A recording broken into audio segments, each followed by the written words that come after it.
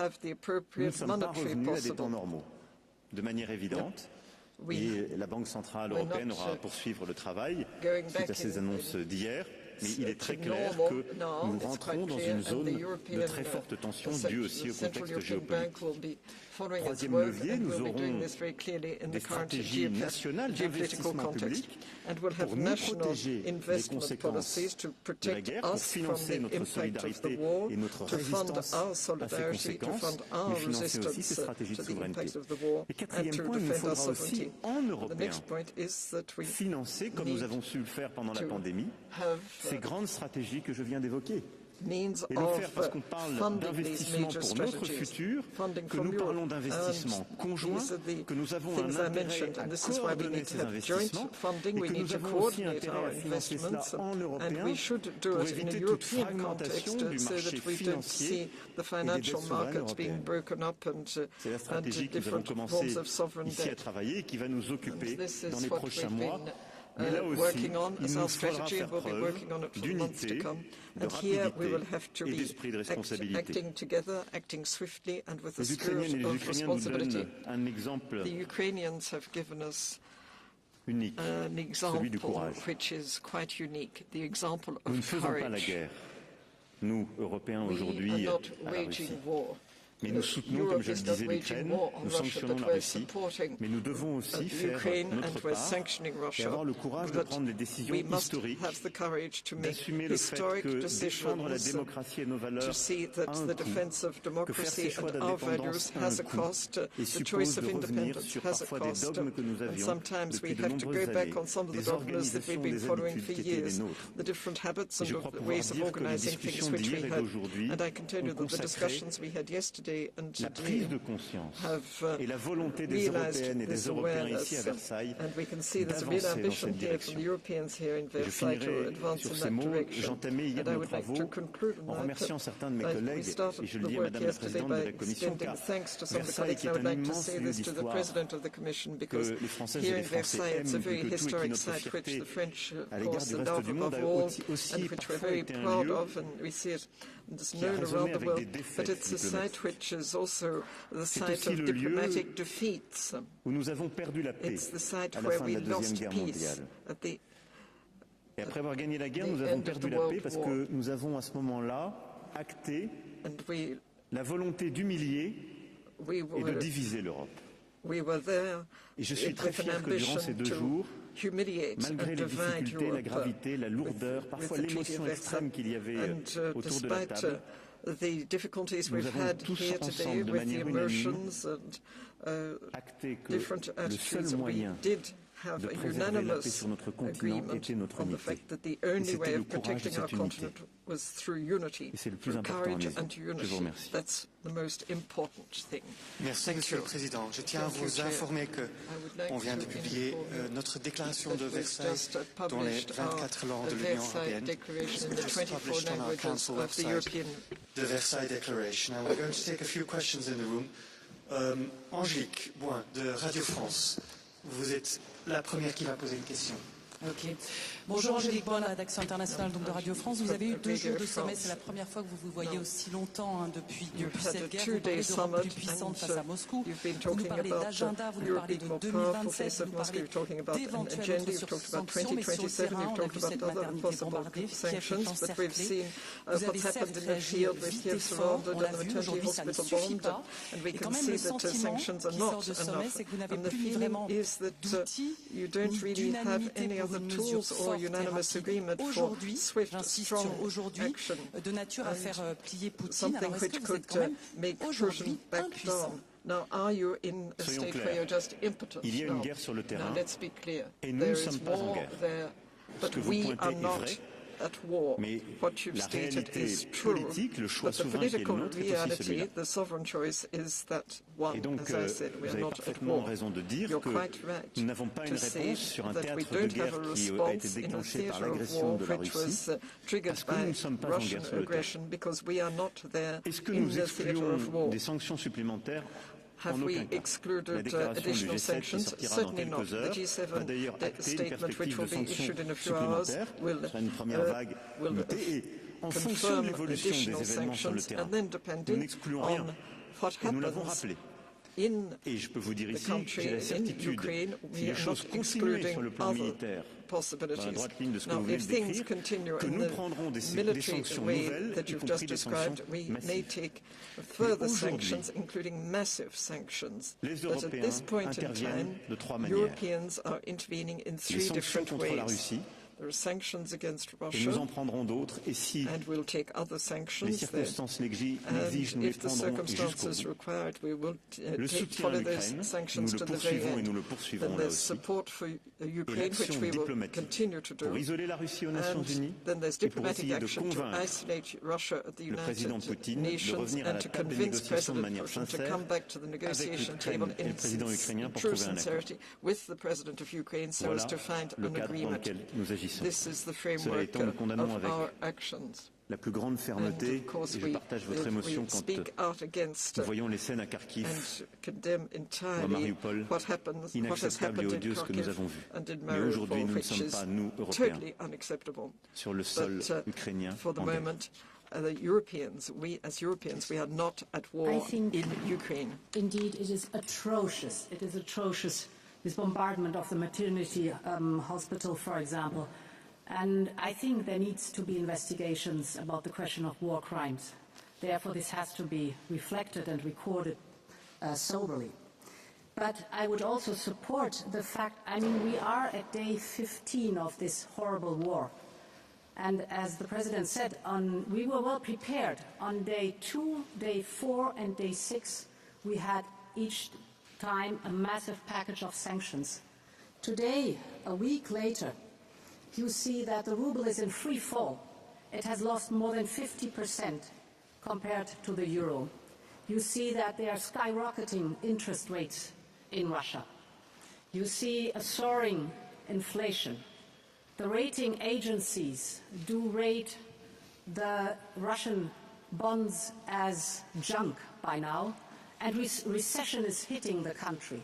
This within 15 days. This shows the severity and the impact of our sanctions. And therefore, the fourth package will come.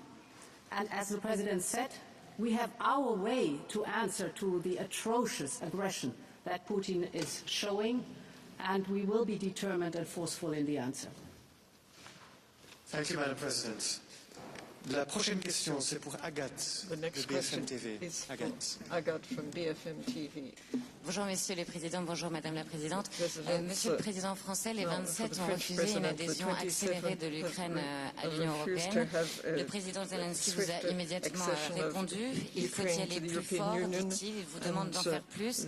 Il demande à ce que les décisions des politiques coïncident avec les humeurs de leur peuple. Je voulais savoir comment vous vivez ces reproches qui sont venus quasi quotidiens de la part de Kiev, et est-ce que l'adhésion de l'Ukraine est une chimère ou selon vous elle est réalisable et souhaitable? For Ukraine is a dream, or is it really achievable?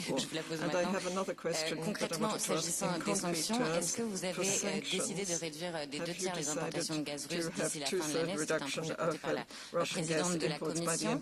Et est-ce que l'équation n'est pas impossible à résoudre entre plus de sanctions et protéger le pouvoir d'achat des citoyens européens? Est-ce que vous ne redoutez pas une colère sociale et un nouveau mouvement type Gilets jaunes dans les mois qui viennent? Nous avons montré, en développant des mécanismes, que nous pouvions tout à fait prendre des sanctions et nous protéger collectivement contre les conséquences pour les consommateurs et les entreprises. Maintenant, soyons clairs aussi, le marché mondial des matières premières, en raison de la forte reprise, donnait lieu à une augmentation des prix avant la guerre. Qu'il s'agisse du gaz, qu'il s'agisse du pétrole, de beaucoup de matières premières ou de composantes industrielles, nous avions une montée des prix. Donc, je pense qu'il faut bien continuer à distinguer les choses. Et les gouvernements ne sont pas non plus là pour prendre la totalité de ces effets inflationnistes. Si je prends la France, nous avons absorbé beaucoup de ces effets inflationnistes. C'est une politique exceptionnelle et elle ne pourra avoir qu'un temps. Je prends l'exemple du gaz. Nous n'avons aujourd'hui pas vraiment les conséquences de la crise et des sanctions et contre-sanctions. Mais là où le marché aurait dû augmenter de 40%, il n'a augmenté que de 4% pour les consommateurs parce que nous avons mis en place un bouclier. Alors, on va travailler sur d'autres mécanismes européens. Donc, ce que je veux dire ici, c'est qu'en tout cas, nous pensons Et nous savons que nous avons les moyens de porter des sanctions, de subir éventuellement le fruit de ces contre-sanctions et de protéger nos économies. Parce que nous avons cette force au plan national et au plan européen. Sur votre autre question, je pense qu'il nous faut avoir beaucoup de respect, de solidarité pour les Ukrainiennes et les Ukrainiens et leurs dirigeants. Et je comprends parfaitement l'émotion, l'attente qui est là. Ce que je veux dire, c'est que hier, le Conseil européen a exprimé un message fort et clair sur le destin européen et le chemin européen de l'Ukraine, sans ambiguïté. Maintenant, pouvons-nous avoir une procédure accélérée ou exceptionnelle avec un pays en guerre sans regarder aucun critère? La réponse est non. Pouvons-nous dire on abandonne ce faisant aussi la Moldavie voisine, si fragile, avec la Transnistrie, la présence de forces extérieures, la dépendance au gaz russe, des réfugiés qui arrivent? La réponse est non. Pouvons-nous, à raison de cette guerre, oublier le processus dans lequel sont rentrés depuis plusieurs années des États des Balkans occidentaux qui veulent nous rejoindre, qui sont aussi fragiles, qui sont touchés par les déstabilisations géopolitiques? Pour autant, la réponse est non. Et vous le voyez bien.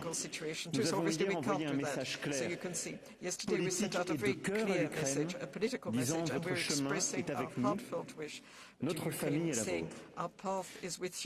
Mais il nous faudra dans les prochains mois réévaluer très profondément ce qu'est notre Europe. Et je crois pouvoir vous dire que la géopolitique et le retour de la guerre et du tragique en Europe, le retour des révisionnismes historiques, des volontés de puissance et d'hégémonie, nous impose de réfléchir à comment nous voulons organiser une Europe large, qui n'est sans doute pas celle qui a toutes les politiques publiques qui sont les nôtres, qui n'est sans doute pas l'Union européenne telle qu'on la voit, qu'on la pense, qu'on la conçue aujourd'hui. Mais il nous faut stabiliser, embrasser beaucoup de pays qui sinon sont déstabilisés par l'islamisme politique, par les velléités russes, les intrusions chinoises à nos portes et nous déstabilisent. Cela imposera aussi de revoir notre manière de nous gouverner nous-mêmes et de nous organiser nous-mêmes. C'est d'ailleurs pour cela que nous avions lancé une conférence sur l'avenir de l'Europe. Cette conscience géopolitique accrue liée au contexte et cet exercice pour nous-mêmes que nous avions lancé doivent pouvoir converger d'ici l'été. Il nous faudra trouver des formes nouvelles de notre Europe, j'en suis convaincu. Indeed, President Zelensky has, with his application, set a process in motion. And I just wanted to remind that from the day of the application to today, it was just a very short time that the Council tasked the Commission to form an opinion on this application. Normally, this takes years. So it shows that there is a completely different process going on. The process itself is important. As the President said, there are conditions to be part of the European Union that have to be met. But we are also aware of the fact that having a free and democratic Ukraine after the war will also mean that a lot of rebuilding the country will be done with strong support from the European Union too. So I want to emphasize that there is an enormous speed in the process over the last days, really to show that Ukraine is indeed part of our European family. On your second question on the two-thirds reduction, potential reduction of Russian gas within a year, indeed this is doable. It's not a ban, it is a reduction by going, on one hand, in the diversification of the supply, so making sure that we have a lot more LNG coming to the European Union. And there it pays off that over the last weeks we've been working hard and have been calling all our friends around the world, and we have many friends around the world, that we need higher supplies of LNG gas. Thanks God we've done our homework and we have the LNG terminals. There have been investments, massive investments in the pipeline network throughout the European Union. So with the LNG terminals and an increased LNG supply, we're able to replace quite a part of the Russian gas. An example is the January. We never had so many LNG vessels and so high amounts of LNG supply to the European Union as in the month of January, because we just actively asked the other suppliers in the world. Then, of course, it needs to be accompanied by heavy investment in renewables, but also biomethane, for example, or increase in hydrogen. This will rise over the years. This is the beginning only. It's one of the most interesting projects to invest in the hydrogen, because whatever we do now with the LNG gas and the pipelines can one day be used as infrastructure for hydrogen. So it's a perfect transition into the hydrogen that will be one of the energy sources of the future.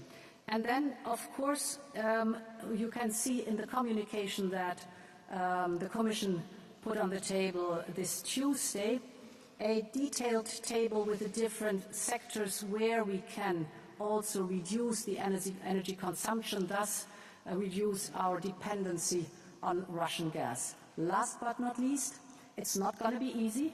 It's going to be hard. And as I've already said, it needs the support by everybody. Everyone can do something, for example, by reducing the energy consumption we have overall. The individual contribution by 450 million Europeans makes a big chunk, if you look at that. And the combination of diversification, more renewables, and smart use of energy would make it possible. Moi, je voudrais ajouter en quelques mots que les Ukrainiens aujourd'hui se battent avec un courage qui nous fait tous frissonner, qui nous impressionne tous. Ils se battent pour leur terre, ils se battent pour leur souveraineté, ils se battent pour leurs enfants, ils se battent pour leur futur, et ils se battent pour appartenir au monde libre. Et fondamentalement, ils se battent pour les valeurs que nous portons au départ de l'Union européenne. Il faut dire qu'hier, il y avait autour de la table cette conscience totalement partagée par l'ensemble des leaders, qui est cette nécessité impérieuse pour nous, Union européenne, aussi à la hauteur de faire preuve, nous aussi, de courage. Dans l'immédiat, ça signifie une capacité d'agir pour donner plus d'ampleur encore à cet accord d'association qui peut nous permettre immédiatement, sans devoir attendre une seconde de plus, d'engager, comme nous le faisons, davantage de moyens dans tous les secteurs possibles, compte tenu des circonstances. Et puis par ailleurs, il y a le processus. La réponse a été donnée sur ce sujet-là. Nous allons continuer au départ de l'avis qui sera rendu par la Commission en académie qui est un produit. Nous allons continuer à mener le débat au sein du Conseil de l'Union européenne sur ce sujet-là. Je veux vraiment vous dire que nous maintenons conviction, c'est un immense respect qui est ressenti à l'égard de la manière dont les Ukrainiens font une leçon pour défendre ces valeurs de liberté, ces valeurs européennes que nous portons. Je pense que nous devons aussi être très engagés pour entendre et pour porter un message qui rencontre cette aspiration. John, from Bloomberg, you're next. John. Hello, if I could ask a question in English, please, of all the participants. Actually, two questions. The first one is on refugees. The British government has announced measures to relax entry into the UK for Ukrainian nationals with passports. I wanted to ask you if this is enough for easing their entry in the country, and if you believe that the UK is now doing its fair share of the burden. And the other question on spending on defence and energy. What were the reflections on the idea of common debt? Was there a consensus, or is there division on this? Thank you. Sur le premier sujet, je me félicite de l'inflexion britannique qui montre bien qu'il y avait quand même un problème, malgré ce qui pouvait être dit. Et je pense que personne n'aurait compris qu'après tant de déclarations fortes que nous partagions, le gouvernement britannique aurait continué d'appliquer les règles actuelles qui consistaient à ne pas accueillir des réfugiés ukrainiens qui voulaient rejoindre le sol britannique, ou alors expliquer qu'ils devaient faire des centaines de kilomètres pour aller demander un visa. Donc c'est un début de pragmatisme qui commence à rapprocher les actes des déclarations. Je trouve que ça va toujours dans la bonne direction. Et peut-être qu'à un moment donné, ils correspondront en totalité. Et là, on pourra dire que ça marche bien. Donc il y a encore du travail, mais ça va dans le meilleur sens. Et je remercie le gouvernement britannique. Je pense que la lettre du ministre de l'Intérieur français était donc utile. Je souhaite surtout que les femmes et les hommes, ukrainiennes et ukrainiens, qui ont vécu l'horreur, qui ont traversé l'Europe pour rejoindre leurs proches, leurs familles, sur le sol britannique, puissent être traités dans les meilleures conditions, accompagnés. Nous le faisons évidemment sur le sol français, mais que nous puissions réduire au maximum tous les délais administratifs et d'usage pour pouvoir leur permettre de retrouver des conditions de vie qui ne sont pas normales, évidemment, mais les plus dignes possibles. Donc en tout cas, je remercie le gouvernement britannique de ce premier pas. Les prochains jours nous permettront d'évaluer si c'est suffisant ou s'il nous faut trouver des mesures encore plus efficaces. Nous avons, nous, dit aussi notre disponibilité pour accueillir à Lille ou dans d'autres villes les procédures administratives. Ensuite, sur les sujets de dette commune. Je pense que la bonne stratégie, et nous l'avons vécu pendant la pandémie, c'est de nous mettre d'accord sur les objectifs. Et quand on est au clair et qu'on est d'accord sur les objectifs, alors les instruments suivent. Si nous commençons par les instruments en connaissant nos divisions, généralement ça ne progresse pas et on perd beaucoup de temps. Et donc notre dessein, c'est... D'abord, nous avons vu l'unanimité aujourd'hui. Unanimité pour dire qu'on a besoin d'investir en défense, souveraineté énergétique, souveraineté alimentaire, souveraineté technologique et industrielle. Le numérique, par exemple, aussi, que j'évoquais pas tout à l'heure, fait partie de notre discussion. Une fois qu'on a dit ça, on a donné des mandats à la Commission, on va faire le travail pour dire de combien on a besoin et évaluer ce que ça coûte. Et on va, sur cette évaluation, voir ce qui peut relever du secteur privé, du secteur public. Et en fonction de cela, et de la rapidité qu'on va avoir, nous aurons le débat sur les moyens et les mécanismes. En tout cas, en aucun cas, il ne s'agit de dette passée, mais il peut s'agir de mécanismes qu'on a déjà activés, comme au moment de la pandémie. Mais ce sujet sur les instruments n'est là que pour servir les finalités. Il y a une unanimité sur l'objectif stratégique. Maintenant, les sommets de mars et de mai doivent nous permettre de préciser nos objectifs opérationnels, lesquels nous permettront de décliner les instruments qui permettront de les obtenir. Voilà comment on va structurer les choses. That's how we're going to go through this. What your first question is concerned, indeed we welcome this improvement for the Ukrainian refugees. This is a good step in the absolute right direction. As you know, we in the European Union already a week ago, we have activated the so-called Temporary Protection Directive for the very first time in the history of the European Union. This gives all Ukrainians immediately residency rights, and by that, of course, access to the labor market immediately, access to schools, to medical care, to otherwise support, so that these poor innocent people immediately find a home here and can get on to try to accommodate in the European Union. What the second question is concerned, indeed, I want to underline that it has proven right that we first define the priorities and the necessities to invest in them. And I want to recall that from the beginning of our mandate, we have defined three priorities. It's the European Green Deal, it is digitalization, and it is resilience. And throughout the pandemic, as well as now throughout this times of war that Russia is unleashing, they have proven to be the right priorities. The European Green Deal is absolutely necessary if we want to get independent of fossil fuels, mainly by Russia, supplied by Russia. The digitalization is of utmost importance to modernize our economy, which proves now to be the leverage against Russia's war machine. And resilience, of course, defense is a subtitle of resilience.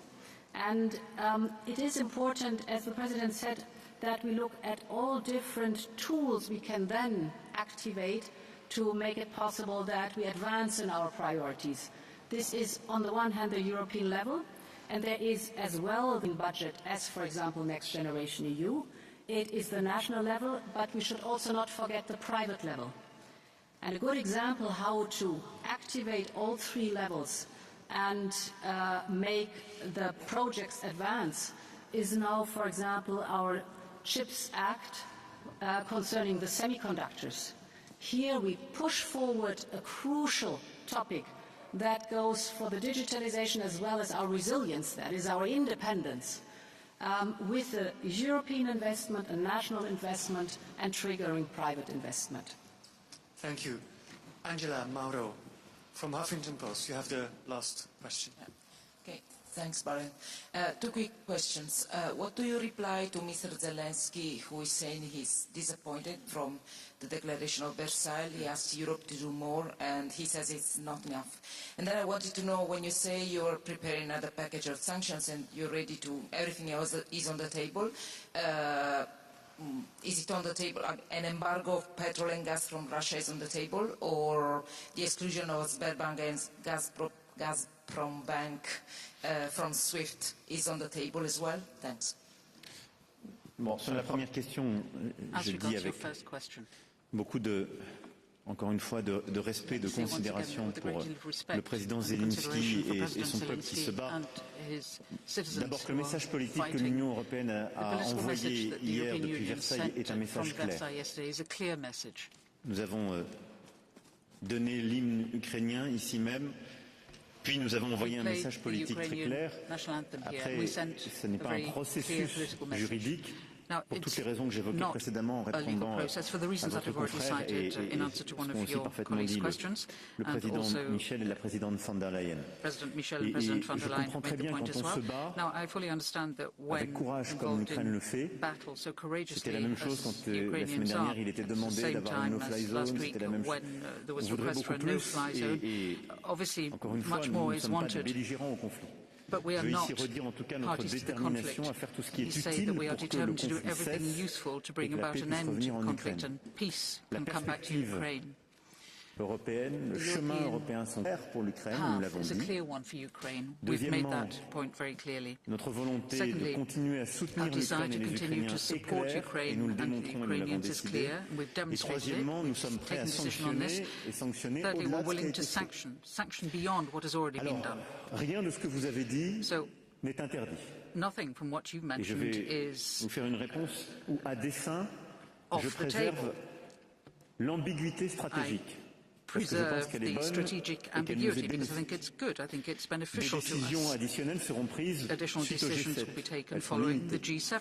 Mais si la Russie, malgré ce qu'elle dit, malgré Poutine qui déclare « je crois au pourparlers », qui déclare à ses homologues « les choses avancent, je sens que ça bouge », président Poutine auquel nous reparlerons encore dans quelques heures, en lien avec le chancelier Scholz. Si malgré cela, il intensifie les bombardements, fait le siège de Kiev et intensifie les scènes de guerre, nous savons que nous devrons prendre à nouveau des sanctions massives. Le message que je veux ici vous dire, c'est que dans ce cadre-là, rien n'est interdit, rien n'est tabou. Nous ferons tout ce que nous considérons comme étant efficace et qui a un effet utile pour stopper la Russie dans ce chemin de l'agression.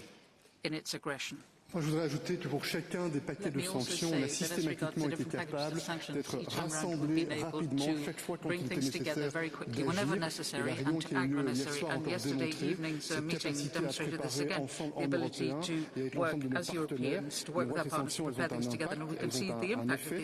Nous allons continuer à monitorer, à évaluer la situation pour prendre cette fois les décisions qui sont utiles pour infléchir les positions du Kremlin et ramener le Kremlin dans un état d'esprit bring it to a state of mind that will make it possible, we hope, for there to be a ceasefire and a cessation of hostilities as quickly as possible.